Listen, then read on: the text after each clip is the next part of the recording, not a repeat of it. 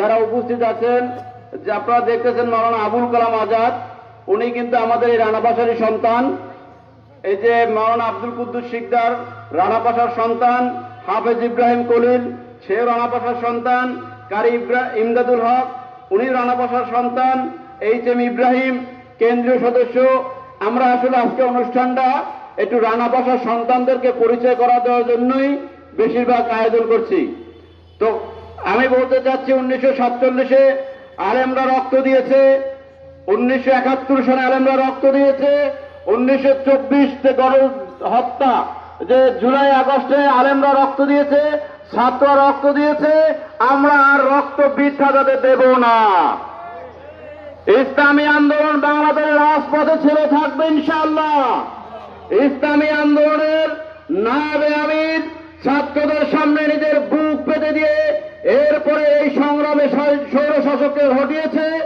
হটাবার পরে কিন্তু আমরা স্বাধীনতার সুফল পাওয়ার আগে অন্য চক্র ভোগ করা শুরু করে দিয়েছে।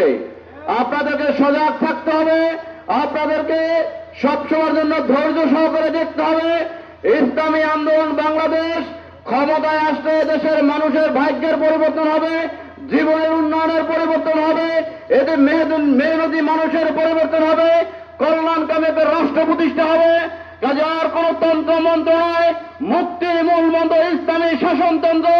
এই কথার উপর ভিত্তি করে আগামী জাতীয় নির্বাচনে ইসলামী আন্দোলন বাংলাদেশের মনোনীত প্রার্থী যারা থাকবে তাদেরকে হাত পাখা মার্কায় ভোট দিয়ে বিশাল ভোটের ব্যবধান ইনশাআল্লাহ আমরা জয়যুক্ত করে সংসদে পাঠিয়ে একটি শান্তি রাষ্ট্র প্রতিষ্ঠা করব। আমরা যারা উপস্থিত আছি, আমরা প্রত্যেকে যদি চেষ্টা করি ইনশাআল্লাহ সম্ভব। সম্ভব কিনা ভাই? কাজে আমাদের কথা হচ্ছে, আলেমরা রক্ত দিয়েছে, জীবন দিয়েছে, রক্তকে বৃথা হতে দেব না। মুফতি ফয়জুল করিম সাহেব যদি 5 তারিখ প্রথম যদি ব্যারিকেড না ভাঙত, আওয়ামী লীগের কপালে কিন্তু এই দুর্বিষহ অবস্থা ঘটত না।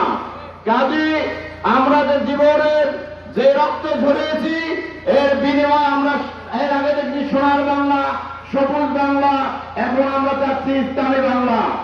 এখন পর্যন্ত আপনারা দেখবেন 1991 সালে যারা ক্ষমতায় গেছে তারা ভোট পেয়েছে 38.35%।